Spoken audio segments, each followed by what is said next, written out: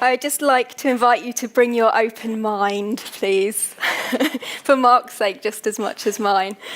I'm so happy to be here, and that's a very loaded statement, because in 2009, I was laying on the side of a road, having lost control of all of my bodily functions, having taken a huge overdose.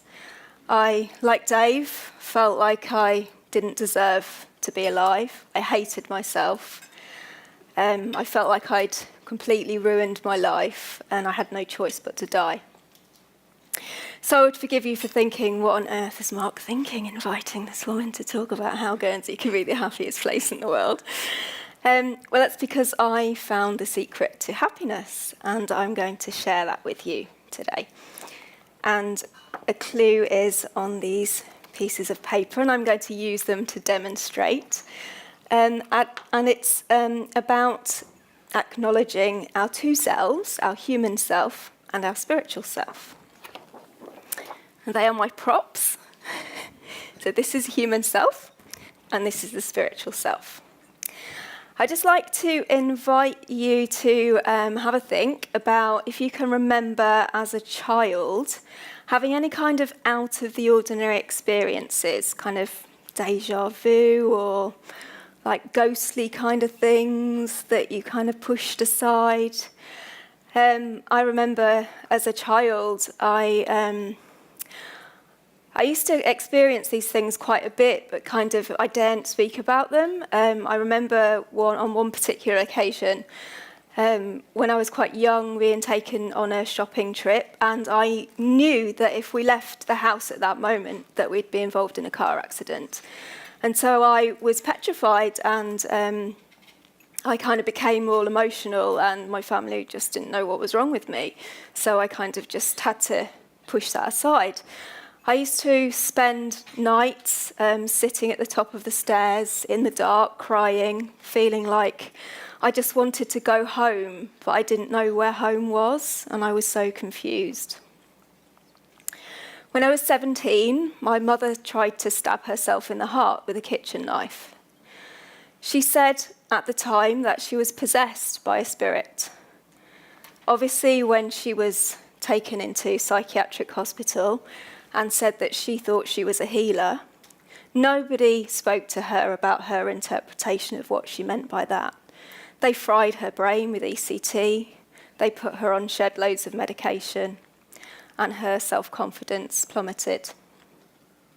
It was at that point I realised why I'd felt so depressed.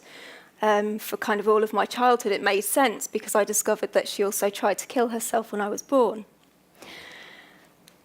I spent the whole of my kind of teenage years desperately searching for happiness outside of my human self.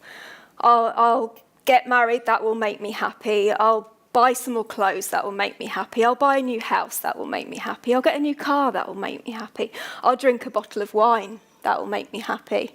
And it worked for a while, but nothing really worked. And a few years after my suicide attempt, I was still feeling really, really desperate to find an answer.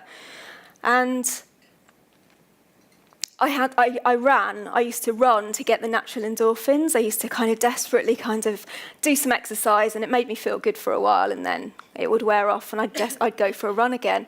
And then I couldn't run anymore because I got a knee injury, so I gave up, and I took up yoga and meditation. And one day, during a meditation, I kind of surrendered. I just said to the universe, what the hell is life all about? And bang, I woke up to my spiritual self. I was euphoric. I'd found the meaning of life. I was filled with a sense of bliss and awe and joy and wonder, and everything made sense. I lost all fear, I lost all anger, and I just became aware of the fact that I wasn't just this human self. I was something more. I was an embodiment of universal conscious energy. And I existed in this state for 3 days. I was experiencing telepathy, psychic experiences. I had boundless energy. I was euphoric. Bearing in mind, I'd actually gone to work in the mental health system to try and separate myself from having the same experiences as my mother. I kind of built up a facade as a professional to try and prevent me going the same way. So this experience happened during a time when I worked in the mental health system. So after these 3 days of living in this state of pure bliss, I had to go back to work, and bang. I was thrown back into my human mind, and I was kind of plunged back into the depths of despair. And I felt so separated from who I really was. I felt like this was my authentic self, and my facade did not feel natural anymore. And so you'll see a pattern. When I was at work and I was in my logical brain, I diagnosed myself with psychosis. I diagnosed myself with emotional unstable personality disorder. Because what happens when you experience a spiritual awakening, an awareness of consciousness, what happens is lots of repressed trauma comes up for healing. So your emotions are all over the place. So I was going from euphoric to depressed, euphoric to depressed. So I diagnosed myself with bipolar disorder as well. You see a pattern here. Luckily, and this is the irony, because I worked in the mental health system, I knew what not to say. And that is the thing that prevented me from getting labelled, prevented me from having a lifetime of medication and ending up in the same place as my mother. So I knew that I needed to search outside of the mental health system, ironically, for answers. And that's when I came across the Spiritual Crisis Network and the work of Stan Groff. And I discovered that the true meaning of happiness was doing this. It's undignified, and it causes you to go off balance. But the true meaning of happiness is learning to integrate the human self and the spiritual self. And it's a journey, and it's not easy. So when I discovered the Spiritual Crisis Network, I started to volunteer for them 4 years ago. And so when I woke up, I was given this message, completely downloaded from universal consciousness, spirit, whatever you want to call it. Some people call it God. I don't choose to use that word. And I was given this message that I'm a vehicle to bring about spiritual awareness, and I'm going to help develop a new framework for psychiatry to understand it. And I was like, oh, shit. The gap is huge. How the hell am I going to do that? So I kind of hid behind other people for a while, and I volunteered for the Spiritual Crisis Network. And in that time, I organised a couple of conferences, and last year I organised a conference. I'm just going to show you a video clip of an inspirational guy who I met there called Darren, because his story kind of really is a great depiction of what I'm saying here.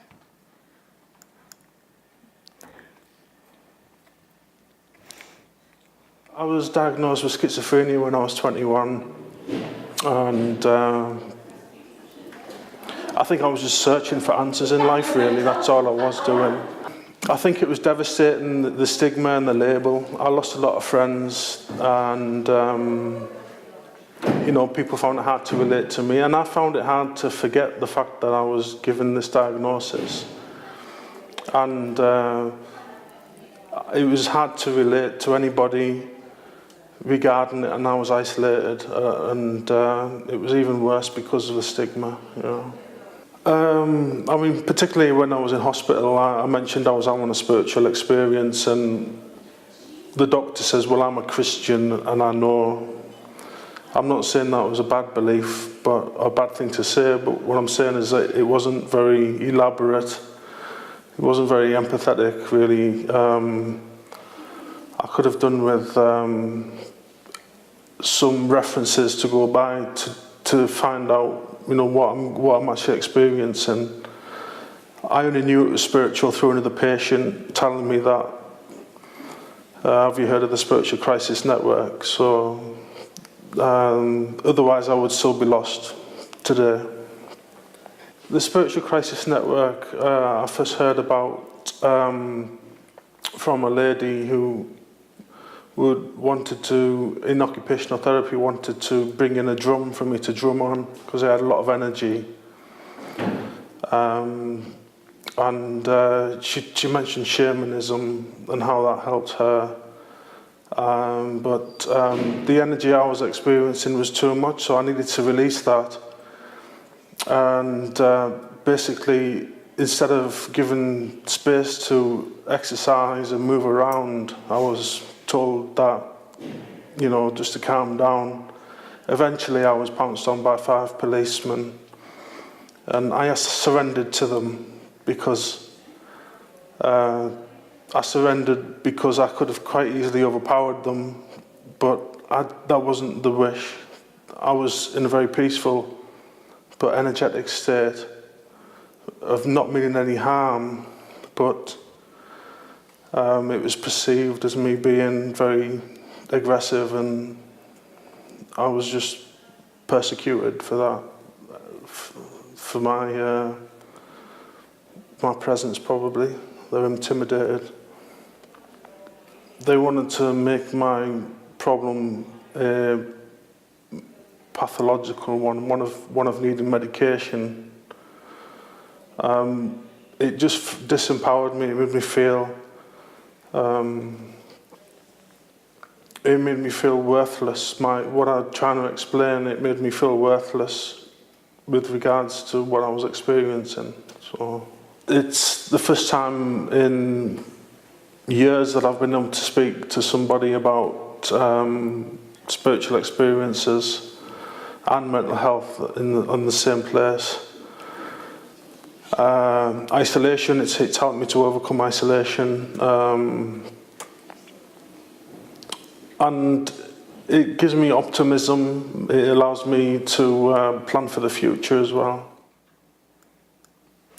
So the conceptual framework of spiritual emergency is much more empowering for an individual than pathology. My colleague on the Spiritual Crisis Network is Dr. Charlie Heriot-Maitland, and he is a clinical psychologist, and he did a research study on 2 groups of people who had experienced this kind of psychotic-like phenomena. Clinical group who had been hospitalised because of it, and a non-clinical group who had not been hospitalised, lived completely kind of functional lives, but just described themselves as clairvoyant mediums or whatever it might be. And the overriding conclusion of what people need when they're going through this kind of experiences is that they need validation and they need a safe space within which to express and be accepted to reduce the shame and the stigma. They need hygge. So the conclusions were that out of the ordinary experiences themselves are not pathological, they can be life-enhancing and transformative, hence the term spiritual emergence. And if we can support these people who are going through a spiritual emergency, it can become transformational and an emergence. So we need radical normalisation in clinical work. When I was volunteering with the UK Spiritual Crisis Network, I discovered that there's thousands and thousands of people around the world. We used to get emails in from people in countries where there is no spiritual emergence network, in other cultures saying exactly the same thing. And I connected with 7 other countries where there are spiritual emergence networks and realised there was no collaboration between these countries, and that we need to look at cultural diversity, and we need the East and West divide to come together. So I invited some people to come together to talk about developing an international spiritual emergence network. So myself and a colleague have been working on that for the last year. And we have 7 countries at the moment with networks, and we have 4 other countries with developing networks at the moment, and hoping we have a kind of a 10-year mission that every country in the world will have a spiritual emergence network of their own to support people in their own language and their own culture. We launched in Hungary in May, and the most kind of really astounding point of that conference was we did a constellation for healing the world, and it wasn't just Europe, it was the world, because there were 37 countries representative. And during that constellation, we discovered that the traumatic blockage to what's happening in the world, why we're in such crisis, is shame. It's repressed shame. And we know that the manifestation globally is a manifestation of what is happening for each of us as an individual. And the way that we can heal the world is to heal our own shame. I know that I felt worthless and didn't feel like I deserved to be alive because I blamed my mother for wanting to die when I was born. And I had to do a lot of work to heal my own shame. We've become really detached from our natural selves. We're running on autopilot. We're searching outside of ourselves for happiness. Whereas actually happiness is about doing this. It's about being undignified. It's about finding out our true purpose from within.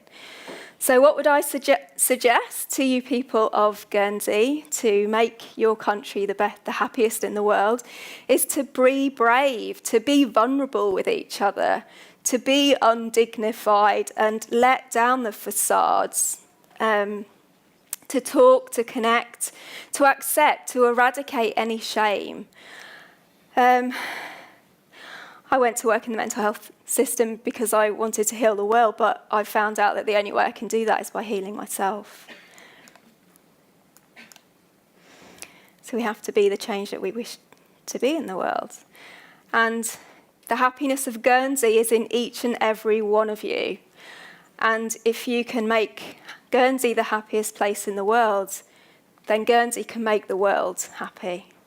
Thank you.